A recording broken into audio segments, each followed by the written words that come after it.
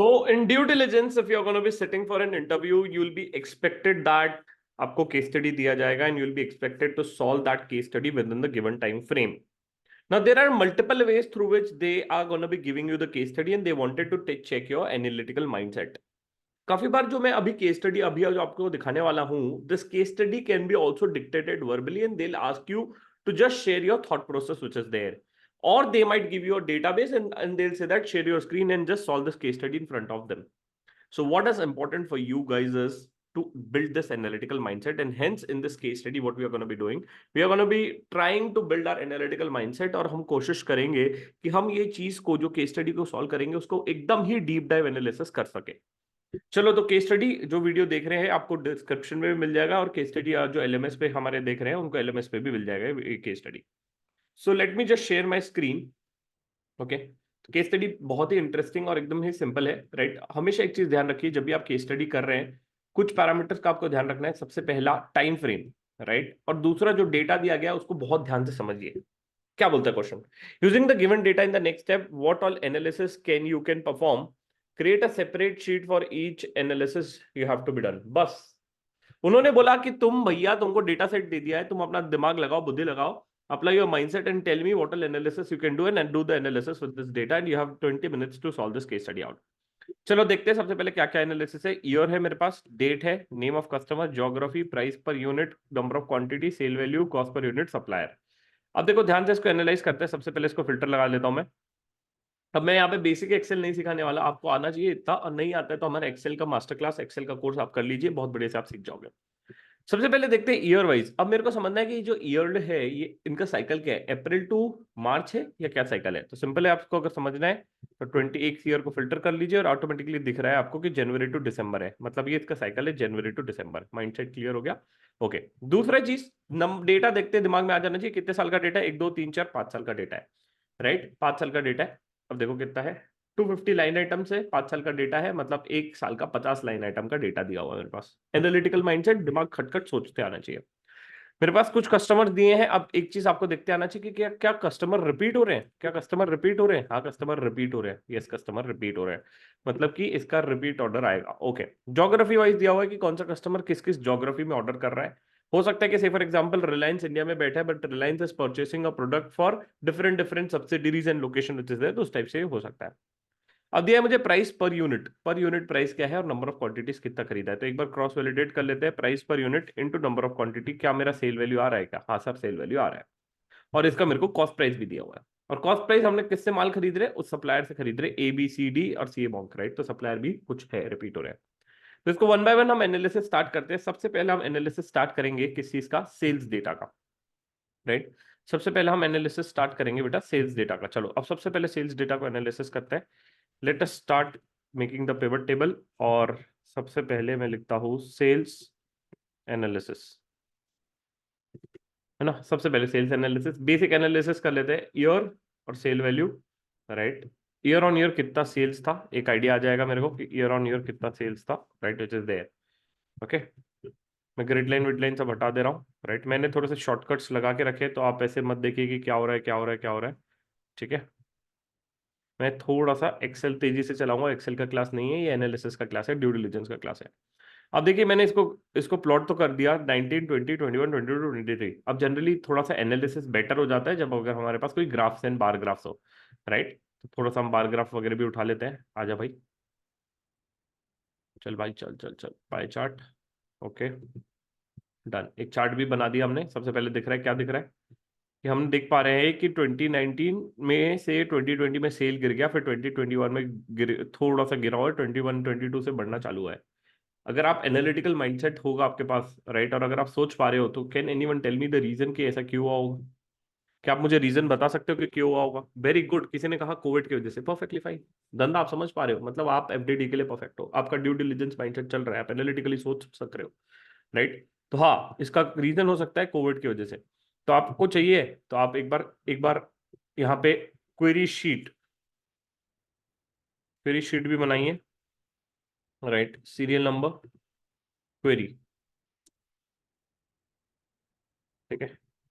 और यहाँ पे आप क्वेरी जो क्लाइंट से आपको पूछना है वो आप लिखते जाइए पैरेलली, है ना. मेरे हिसाब से आपको थोड़ा सा एनालिसिस ज्यादा करना चाहिए, क्योंकि क्या है, इंटरव्यू में सब ऐसे एनालिसिस तो करके बैठ जाएंगे, बट आप अगर इस तरीके से क्वेरीज है ना, तो इसको लिख दो क्वेरी शीट, है ना, इसको मैं लिख दो इधर, क्वेरी शीट या queries which need to be asked to client, है ना। ए, हम्म, बना लेते हैं सबसे पहला, है ना। फर्स्ट क्वेरी क्या है हमको, कि सेल का जो डिक्रीज है, right, decrease in sale for 2020 and 2021 is on account of what reason, और सीधा लिखो why, sorry, why there is decrease in sales in year 2020 and 2021। ठीक है, थोड़ा सा एनालिसिस इस तरीके से बनाएंगे, एक बेसिक एनालिसिस आ गया कि हाँ भाई मेरा सेल्स इस तरीके से हुआ है, बट अब ये तो एकदम ब्रॉड एनालिसिस हुआ। अब इसको चलते हैं थोड़ा सा ब्रेक डाउन करते हैं मंथली एनालिसिस पे, तो थोड़ा सा और बेटर व्यू मिलेगा। ठीक है, तो इसको मंथली ब्रेक करते हैं अपन।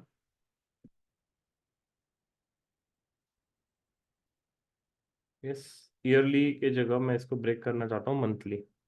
आई होप आपको पता होगा कैसे इसको मंथली ब्रेक करते हैं, है ना। देखो सिंपल है, अगर आपको डेट आ गया ना, यहाँ पे आप पिवट टेबल ऑप्शंस में जाके you can also change the group sections में आप इसको कन्वर्ट कर दो मंथली पे, तो ऑटोमेटिकली डेट वाइज मंथली हो जाएगा, विच इज देयर। ठीक है, ये एक तरीका है, आपको एक मंथली इस तरीके से कन्वर्ट हो गया, that is one of the way. But मेरे को ऐसे मंथली नहीं चाहिए, मेरे को कैसा चाहिए, मेरे को चाहिए ईयर बाय ईयर, और उस हिसाब से मंथली चाहिए ना। तो इसको मैं अभी हटा रहा हूँ। ठीक है, फिर से मैं लेता हूँ, है ना। तो ऐसे मंथली मत लो, हमको ईयर बाय ईयर लेना है, डेट डाल दो। ठीक है, ईयर, सॉरी,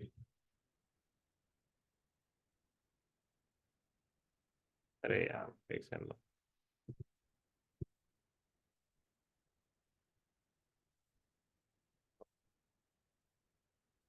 हमको चाहिए, ये कैसा आ रहा है, देखने दो।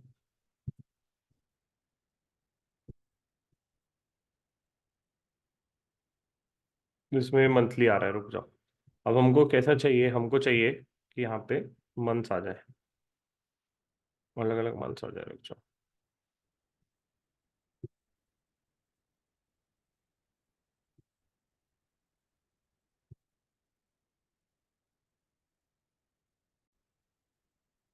एकदम सिंपल एनालिसिस से इसको करो, राइट, कोई रॉकेट साइंस नहीं है ना। आ गया भाई डेट। हमको चाहिए डेट, फिर से ले लेते हैं। हट जा भाई डेट, तू हमको सिर्फ मंथ चाहिए, और मैं ईयरली मेरे को चाहिए ना, तो ईयर को डाल दो कॉलम पे, ईयर को डाल दो कॉलम पे। Perfect, I think done. ये आ गया मेरा ईयरली एनालिसिस,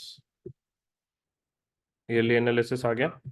अब इससे मेरे को क्या एनालिसिस मिल रहा है, एक चीज समझो धंधे को। क्या होता है कि काफी बार जो होता है, एक सीजनलिटी फैक्टर आ जाता है। कौन सा फैक्टर आ जाता है, सीजनलिटी। तो से फॉर एग्जांपल काफी बार आप देखोगे कि there is a season for Diwali, right, तो दिवाली में सेल शूट अप हो गया, राइट, दिवाली में सेल शूट अप हो गया, तो अब मेरे को ये सीजनलिटी फैक्टर बहुत ज्यादा कंसिडर करना पड़ जाता है काफी केसेस में। तो मैं जनरली क्या करता हूँ, ये मेरे मंथली सेल्स हो गए, ये मंथली सेल्स हो गए, तो मैं क्या करूंगा, मैं इधर जाके होम में जाके कंडीशनल फॉर्मेटिंग मारता हूँ, ऐसे मेरे सेल्स को, जो मेरे टॉप 10 सेल्स है, जो मेरे टॉप 10 सेल्स है, राइट, टॉप 10 ऐसे सेल्स जो है वो मेरे फैक्टर इन हो जाए सबसे पहले। और देखो भाई, जनवरी में एक सेल्स हुआ, अगर आप देखोगे तो इस महीने में, मई में, हर साल कहीं ना कहीं आपका टॉप सेल है। मतलब आपका जो सीजन है वो मोस्टली अप्रैल में और जून, मेरे को लग रहा है ज्यादा अप्रैल मई जून जुलाई अगस्त, ये सीजन में और ये महीने में आप थोड़ा सा अच्छा धंधा करते हो, that is what I believe, right, आपको समझ में आ जाना चाहिए। अब एक और चीज आपको समझ में आना चाहिए कि भाई देखो, ये दिसंबर में 2023 में कुछ तो इशू हुआ है, जिस वजह से सिर्फ 94 रुपीज का सेल बुक हुआ है। मतलब यहाँ पे एक चीज आना चाहिए कि कुछ तो कट ऑफ इशू होना हो सकता है, है ना। तो आपको इशू शीट में एक सेकंड हो जाओ, हाँ, अरे रे रे रे, हाँ, फुल स्क्रीन हो जाओ मेरे भाई। एक सेकंड को यार, एरर आ रहा है।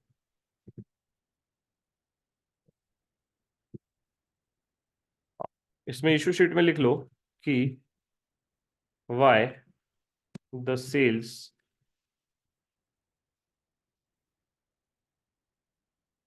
इन December 23 इज ओनली रुपीज कितना था, 49, 94, 94। ठीक है, ये एक एनालिसिस मेरे को मिल गया कि भाई दिसंबर में कट ऑफ इशू हो सकता है। That is one of the analysis which I have got. दूसरा, राइट, मेन इनका जो सीजन है, राइट, इधर एक लिख सकते हो चाहिए तो, is there any seasonal factor in your business, है ना। क्या बिजनेस में कोई सीजनल फैक्टर है? मेरे को तो ये चार सीजन इनके थोड़े मेन लग रहे हैं जहाँ पे इनका थोड़ा सा सेल अच्छा हो रहा है, विच इज देयर। ठीक है, तो ये हो गया। फिर से अब इसका एक ग्राफ ड्रॉ करते हैं तो थोड़ा सा कुछ एक एनालिसिस मिल सकता है आपको और। ठीक है, ये ईयरली एक ग्राफ आ गया आपका, है ना। देखो ईयरली ग्राफ मई में क्या शूट अप हुआ है, यहाँ पे cut off issue clearly identify हो रहा है। ठीक है, अब जनवरी में अगर आप देखें, राइट, एक बार अपन देखते हैं थोड़ा सा एनालिसिस थोड़ा सा करते हैं। जनवरी में पहले सेल्स बहुत कम रहता था, फिर एकदम से बढ़ना चालू हो गया। या इसको आप अगर अच्छे से और देखना चाहते हैं तो इस पे आप स्लाइसर मार दो, स्लाइसर मार दो आप इसको ईयर पे और मंथ पे, दो स्लाइसर मार दो इसको। 2019 का मेरे को एनालिसिस करके दे, है ना। तो 2019 में मार्च में देखो फिर से कुछ तो इशू आया, इतना कम क्यों सेल बुक हुआ है, right, that is something which can analyse, है ना। इस तरीके से आप पूरा एनालिसिस कर सकते हो। अभी अब एक एक को बैठ के आपको सोचना पड़ेगा, एनालाइज करना पड़ेगा, है ना। तो वो चीज़ आप कर सकते हो, it's up to you how do you want to do it. तो जैसे आपको देखना है पूरे जनवरी में क्या सीन है भाई, है ना। तो जनवरी में आप देखो कि ट्रेंड मेरा बढ़ रहा है ना। वैसे आप दिसंबर में देख लो, राइट, दिसंबर में देखो कि भाई क्या सीन है ना। तो आपको थोड़ा सा आइडिया मिल जाएगा कि क्या सीन है। 2023 का तो दिख ही नहीं रहा है, और 2020 पे भी मेरे को लग रहा है कि इन्होंने सियापा किया है कट ऑफ इशू को लेके, है ना। हम्म, तो 2020 में भी बहुत कम सेल बुक हुआ है दिसंबर में।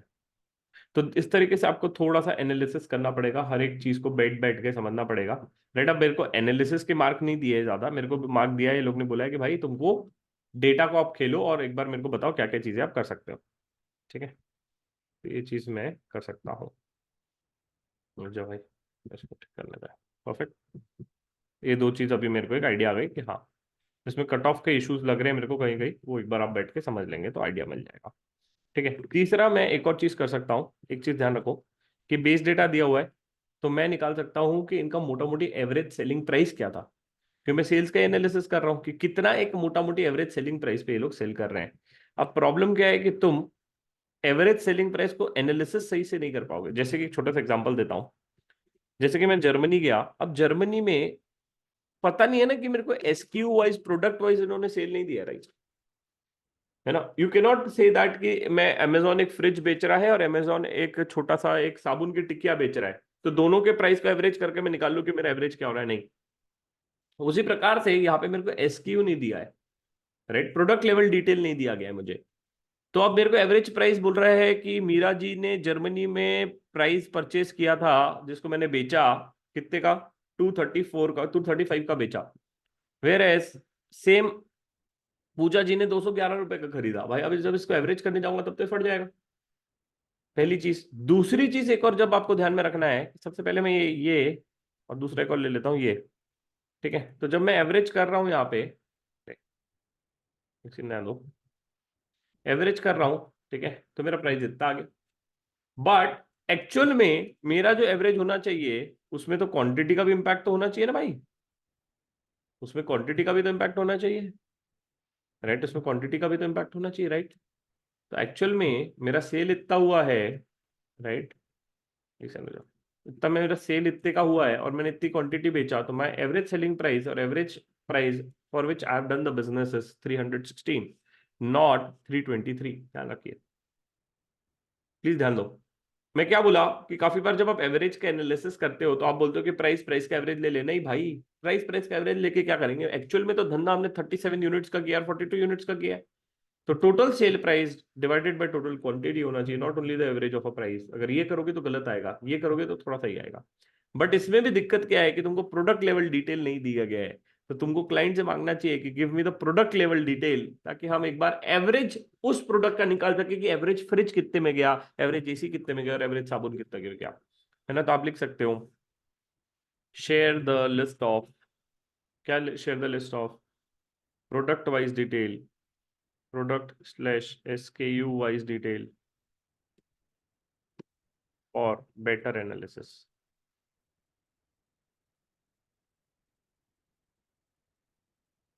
ठीक है। अब इसको थोड़ा सा अब कर लेते हैं, अब जब अपने किए हैं तो चलो फिर से वहीं से पिवट टेबल आ जाओ। Copy paste.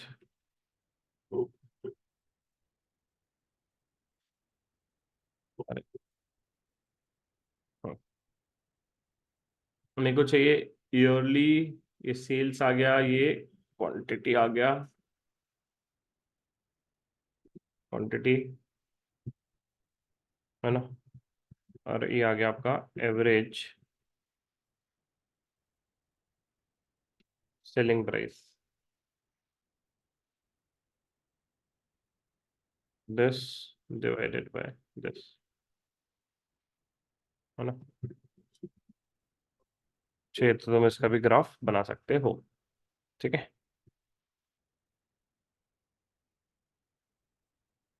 है ना। ये एक मेरा एवरेज सेलिंग प्राइस आ गया। परफेक्ट है। राइट। अब एक चीज यहाँ पे आपको ध्यान देना है कि सिमिलरली आप कॉस्ट का भी एनालिसिस कर सकते हो, बट कॉस्ट का सेम प्रोडक्ट वाइज करना, मल्टीप्लाई करके, जो भी मैंने समझाया।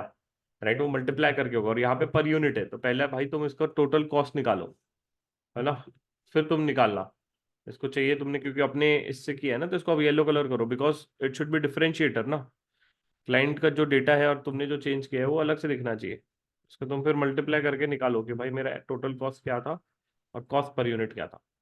अच्छा, अब जिसने थोड़ा सा कॉस्टिंग ध्यान से पढ़ा होगा या कॉस्ट सब्जेक्ट अगर आपने देखा होगा, तो वहां पे प्राइस वॉल्यूम वेरिएंस भी होता है। पता है आपको प्राइस वॉल्यूम वेरिएंस? यस। तो प्राइस वॉल्यूम वेरिएंस हम निकाल सकते हैं इस चीज का। अभी मैं इधर नहीं निकालूंगा क्योंकि काफी ज्यादा टेक्निकल हो जाएगा कुछ लोगों के लिए। बट डेफिनेटली आप एक प्राइस वॉल्यूम वेरिएंस भी बहुत बढ़िया तरीके से इसको निकाल के एनालिसिस कर सकते हैं। वो हमने कोर्स में एक सेक्शन में ऑलरेडी कवर किया है, प्राइस वॉल्यूम वेरिएंस कैसे निकालना। दो केस स्टडी में इनफैक्ट कवर किया है, तो वो आप उधर से वहां पे देखिएगा। तो इस तरीके से आप एवरेज सेलिंग प्राइस निकाल सकते हैं। Right, which is there. अगर आपको कॉस्ट भी निकालना है तो कॉस्ट वाला भी आप एनालिसिस कर सकते हो। चलो मैं कर ही देता हूँ इसको, रिफ्रेश मार के, है ना। अपने को सबसे पहले डेटा को रिफ्रेश चेंज सोर्स करना पड़ेगा क्योंकि डेटा ऐड हो गया है।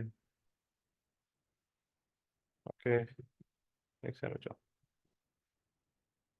अरे यार शिट।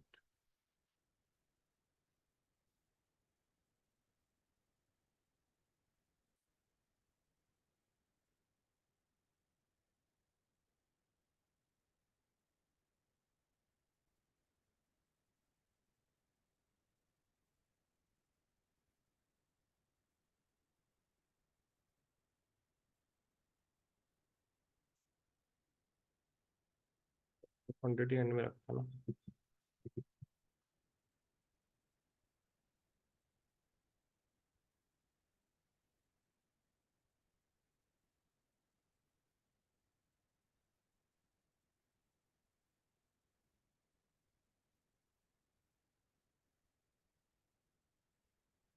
एवरेज कॉस्ट प्राइस,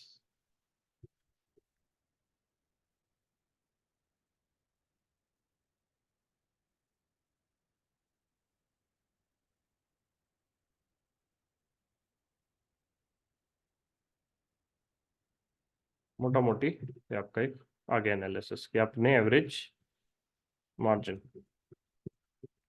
ठीक है। बट अगेन मैं वही बता रहा हूँ, ये तुम कंपैरेबल नहीं है, एक गलत कंपैरिजन है। राइट। इसमें आप क्लियरली लिख लो कि this is other than considering the, किस चीज को छोड़ के हमने लिया है, this is other than considering तुम्हारा, assuming that all the products are same, इस तरीके से आपने लिया है। बट इस तरीके से आप कंपेयर नहीं कर सकते इसको, है ना।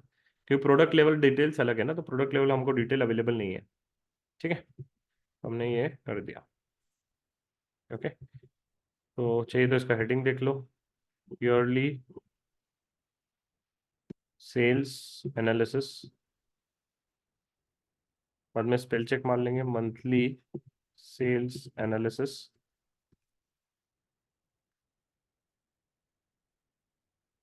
कंपैरिजन ऑफ या average selling price and cost price.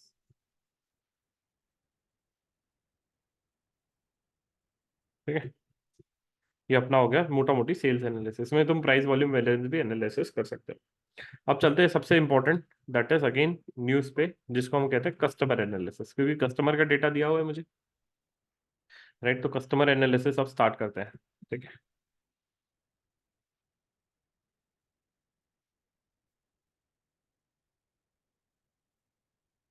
अब सबसे इंपॉर्टेंट कस्टमर एनालिसिस जब कर रहे हैं तो मुझे ये देखना होता है कि कस्टमर का विंटेज क्या है। What is a vintage?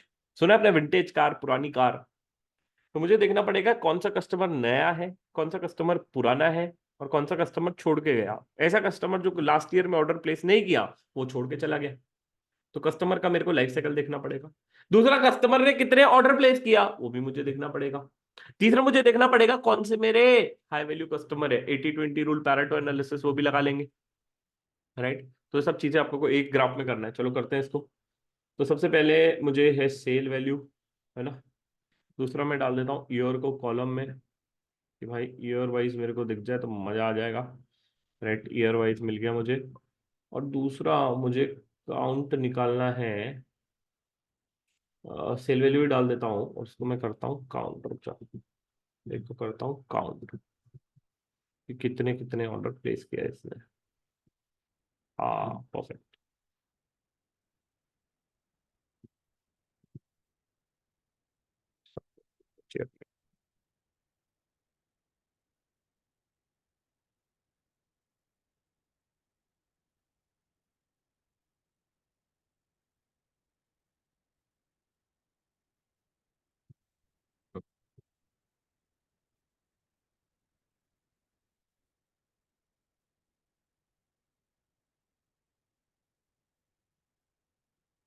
अच्छा,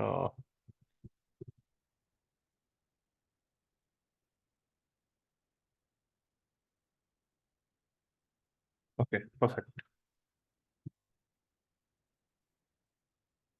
आ गया, पूरा सेल्स आ गया। अब देखो ध्यान से मैंने क्या किया। मैंने बोला कि ये जो हर एक कस्टमर है, जैसे कि आरुषि वर्मा, इसने 19 में ऑर्डर प्लेस किया, 20 में ऑर्डर प्लेस किया, 21 में ऑर्डर प्लेस किया, 23 में ऑर्डर प्लेस नहीं किया। ईयर एक बार मैच कर लेना कि लाइन से चल रही है, 19, 20, 21, 22, 23, तो उल्टा पुल्टा आ गया तो उसको मूव करते आता है। I hope you know how to do it.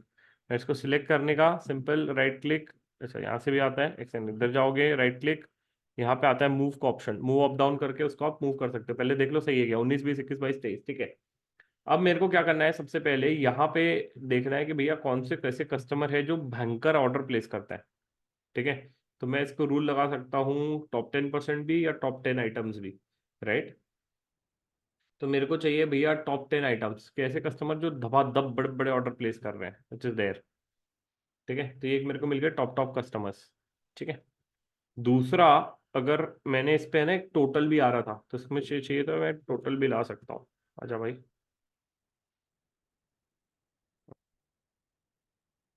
pivot table options, totals and filters, show grand total of rows।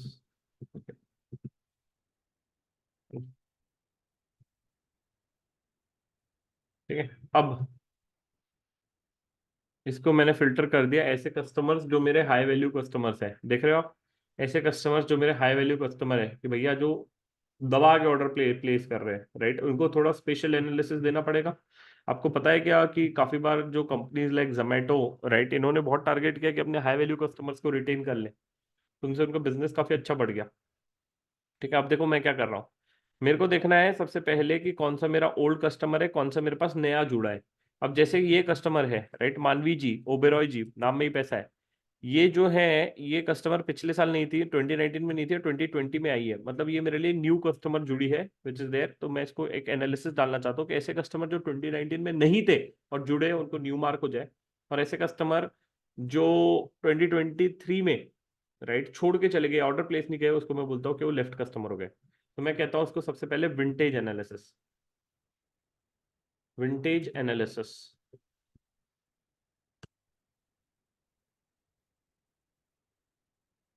कैसे करोगे? Simple, if formula equal to if, right, अगर यहाँ पे इफ दिस इज, है ना, if this is equals to blank, है ना, अगर ब्लैंक है तो तुम दिखा देना इसको न्यू, अदरवाइज इसको दिखा देना ओल्ड।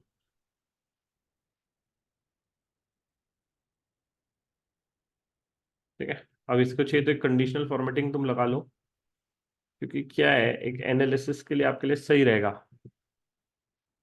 है ना। इक्वल टू रूल कर दो, इक्वल टू न्यू, और उसको आप कर दो ये ग्रीन, नया कस्टमर आया ना, ग्रीन मार देता है। ठीक है, mapping old and new customer.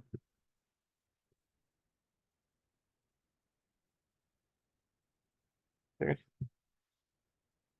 फिर सेम वोल्टेज एनालिसिस यहाँ पे, इसको मेरे को मैप करना है कौन से कस्टमर्स छोड़ के गए। तो again if formula, last year को देख लेते हैं, if this is equals to again blank, then show me, अरे यार, this this is a blank, then show me क्या बोलेंगे, लेफ्ट कस्टमर, राइट, और अगर है तो ओल्ड कस्टमर ही लिख देते हैं, चलो, है ना। अब देखते हैं इसमें से एनालिसिस, रूल लगा दो लेफ्ट को, लेफ्ट, इसको मैं पीला कर देता हूँ। ठीक है, अब देखो ध्यान से, mapping of left customer versus old customer.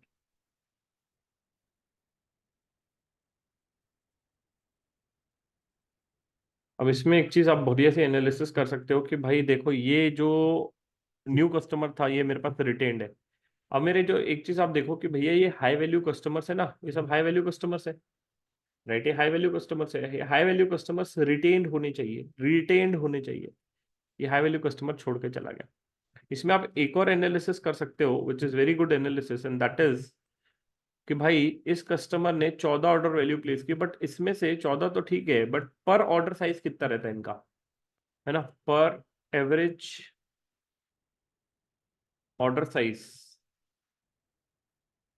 Average order size कितना रहता है इसका, है ना, कि एवरेज ऑर्डर साइज इनका 15,000 का रहता है। अब इसमें भी आप चाहिए तो टॉप 10 एनालिसिस मार दो कि भाई ऐसे कस्टमर जो मेरे टॉप 10 है, राइट, और जो एक बार ऑर्डर प्लेस करेंगे बट बल्क ऑर्डर प्लेस करेंगे, तो ये मेरे लिए बहुत बढ़िया चीज है यार, है ना। ये 15,000 का एक बार में ऑर्डर प्लेस कर देता है, ये 16,000 का एक बार में ऑर्डर प्लेस कर देता है यार, तो मेहनत कम है ना, क्योंकि अच्छा है यार, एक बार आया तो 1 करोड़ का माल लेके चला गया, 10 बार आया 1 लाख 1 लाख 1 लाख 1 लाख का माल लेके गया, दिमाग खराब कर रहा है तू, राइट। ये कस्टमर क्यों छोड़ के चला गया भाई, ये कस्टमर क्यों छोड़ के चला गया? तो अच्छा प्रीमियम कस्टमर था, अच्छे पैसे देता था, 23 में धंधा नहीं दिया, अगर ये 23 में धंधा देता मोटा मोटी, तो भाई ये तो टॉप पे होता आज। इस कस्टमर को क्यों छोड़ गई? आरुषि जी आप कहाँ चले गए? हाँ, राइट, तो प्लीज पता करिए कहाँ चले गए वो वर्मा जी, तो आपको ढूंढना पड़ेगा। ये एनालिसिस बहुत इंपॉर्टेंट है कि ये कस्टमर क्यों चला गया। सिमिलरली ये भी एक प्रीमियम कस्टमर था, ये भी छोड़ के चला गया, राइट। नेहा जी कहाँ चली गई नेहा जी? हाँ, तो ढूंढिए, राइट। वैसे ही अब ये कस्टमर है जो आया नया और छोड़ के भी चला गया, अब इनको ऐसा क्या बुरा लगा कि भाई इनको सर्विसेज अच्छी नहीं लगी, प्रोडक्ट अच्छा नहीं लगा, क्या हुआ, राइट, कहीं ना कहीं हो रहा है। तो ये बहुत इंपॉर्टेंट है when you are gonna be doing this customer analysis, तो this is very very important. इसके अलावा अगर आपने एक और चीज आप कर सकते हो, है ना, जिसमें हम बोलते हैं कि टोटल मेरे 34 लाख का मैंने सेल किया मोटा मोटी, राइट, उसमें से अगर आप देखेंगे टॉप 30-40%, तो वो जनरली आपके 5-10 कस्टमर हो जाएंगे, राइट। तो आप देखो, अगर आप इन 10 कस्टमर का भी ध्यान रख लेते, कितने 10 customer amounts to almost 50% of a business, ये 10 कस्टमर आपका 50% ऑफ अ बिजनेस दे रहे हैं, राइट। अब उसमें से 2 कस्टमर छोड़ के चले गए भाई, 2 कस्टमर छोड़ के चले गए और 2 नए आए। मतलब कि आप कोई खास धंधा नहीं कर पा रहे हो। बुरा लग रहा है यार, सिर्फ 2 कस्टमर आपके नए आए और 2 कस्टमर छोड़ के भी चले गए भाई, वो भी टॉप वाले। ऐसा मत करो, कुछ तो गड़बड़ हो रहा है विच इज देयर। तो you need to ensure that your strategies are changed according to that. ये एक बहुत बढ़िया एनालिसिस है कि कैसा क्या हो रहा है। इसमें आप लिख सकते हो कि top 10 customers amount to this much. तो काफी बार आप, अगर आपने ड्यू डिलिजेंस का रिपोर्ट पढ़ा होगा, तो काफी सारे ऐसे एनालिसिस भी मिल जाते हैं आपको कस्टमर रिलेटेड। राइट, ये सब आपको आना चाहिए। Right, all this things is something which you should know. मैं थोड़ा आउट ऑफ द बॉक्स जा जाके बता रहा हूँ आपको, ताकि आप जब इंटरव्यू में ये सब चीजें उसको बताएंगे ना, वो बोलेगा कि भाई ये गजब आदमी है यार, इस टाइप के बंदे मुझे चाहिए कंपनी में। राइट, और हम वही चाहते हैं कि जब आप इंटरव्यू में बैठो तो आप क्लियर करके बाहर निकलो, and that is what the purpose of this master class also. ठीक है, परसेंटेज ऑफ टोटल। ओके, ये आपका हो गया, विंटेज एनालिसिस हो गया, average mapping mapping mapping mapping हो। ठीक है, तो एक बेसिक हमारा कस्टमर का हो गया, फ्रीक्वेंसी, सेल्स, एजिंग फिजिंग। राइट, अब एजिंग एजिंग तो नहीं है क्योंकि हमारे पास डेटर बैलेंस नहीं है, एजिंग नहीं बना सकते इससे। एक बढ़िया सा आप ये आपने एक पूरा एक मूवमेंट बना दिया है इसको। ठीक है, डन। तो कस्टमर एनालिसिस यहाँ तक के हो गया। आई एम अज्यूमिंग कि आप साथ साथ में कर रहे हो या पैरेलली कर रहे हो या पॉज करके कर रहे हो, ये मेरा assumption है। ठीक है, डन।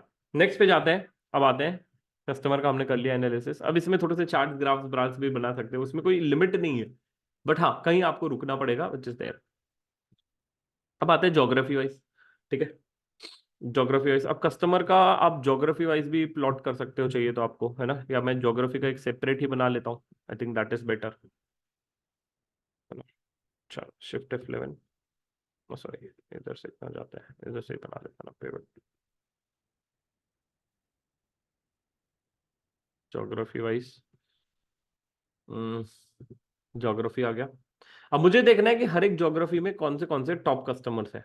राइट, क्या मैं ढूंढ सकता हूँ, क्या पॉसिबल है कि ब्राजील, राइट, तो ब्राजील में कौन से मेरे टॉप 10 कस्टमर है, क्या मैं ढूंढ सकता हूँ? क्या मैं ढूंढ सकता हूँ? यस, ढूंढ सकते हो, कुछ नहीं है, बड़ा सिंपल है। यहाँ पे जाने का, फिल्टर खोलने का, यहाँ पे एक ऑप्शन आता है, right, filter value, top 10, top 10 by item. इसको आप बढ़ा भी सकते हो, घटा भी सकते हो, है ना। अब देखो मेरा क्या आ रहा है, ये वैल्यू वाइज कुछ तो टॉप 10 पकड़ लिया इसने, राइट। कुछ तो गड़बड़ हो गया, हाँ, तो टॉप 10 ऑफ वैल्यू लिया ना, मेरे को टॉप 10 ऑफ ज्योग्राफी नहीं चाहिए भाई, टॉप 10 ऑफ कस्टमर नेम चाहिए। अब वैल्यू पे मारूंगा टॉप 10, तो आई थिंक सही आ जाएगा, परफेक्ट। बहुत इंपॉर्टेंट है कहाँ पे फिल्टर लग रहा है, समझ लीजिए। राइट, मैंने ज्योग्राफी पे लगा हुआ था, इसको मैंने चेंज करके कर दिया कस्टमर पे, कस्टमर पे टॉप 10 मुझे दे। ठीक है, तो मेरे को हर एक कंट्री के जो मेरे सेल हो रहा है उसका टॉप 10 कस्टमर इसने लाके दे दिया कि आपके टॉप 10 कस्टमर है फॉर ईच ज्योग्राफी। ठीक है, तो top 10 customers for each geography, ये एक हमारा एक एनालिसिस हो गया। ठीक है, टॉप 10 के अलावा एक हमको ओवरऑल भी तो चाहिए था कि कौन सी ज्योग्राफी कैसे परफॉर्म कर रही है, तो कस्टमर नेम हटा दो। ये आ गया आपका एक ओवरऑल एनालिसिस। इसको मैं फिल्टर हटा देता हूँ यहाँ पे, हाँ, ठीक है, इसको सॉर्ट कर लो। इंपॉर्टेंट है, सॉर्ट कर लिया करो, high to low. India India India India का सबसे ज्यादा है, right, really nice, happy to see that. ठीक है,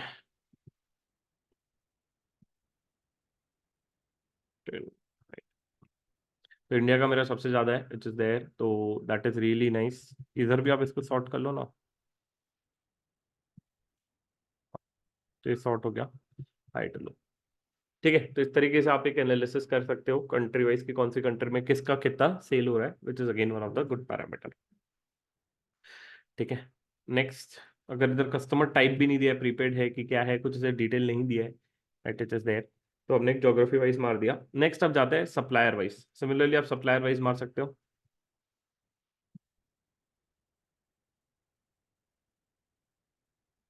सप्लायर वाइज सप्लायर को ले लो, कौन सा सप्लायर कितना यूनिट किस प्राइस पे बेच रहा है, राइट।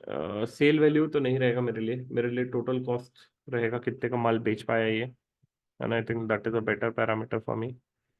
यस, ये मॉन्ग से बहुत ही कम खरीदा यार इसने, हमसे खरीद ही नहीं रहा माल। ठीक है, तो कौन सा सप्लायर कितना माल प्रोवाइड कर रहा है, I think that is very important, है ना। ठीक है, अब एनालिसिस करना चाहिए कि सीएमओ से क्यों कम खरीद रहे हैं, तो यार धंधा दो सीएमओ को, ऐसा मत करो, राइट। तो ये सब एनालिसिस आपको आना चाहिए। ठीक है, तो एक बेसिक एनालिसिस हो गया कि कस्टमर का हमारा कितना क्या ये हुआ है, ठीक है, किस सप्लायर से कितना खरीदा हुआ है, थोड़ा सा एक एनालिसिस आप कर सकते हो, that is one of the analysis, है ना। नेक्स्ट, इसके साथ साथ आप एक और एनालिसिस कर सकते हो, सिंपल।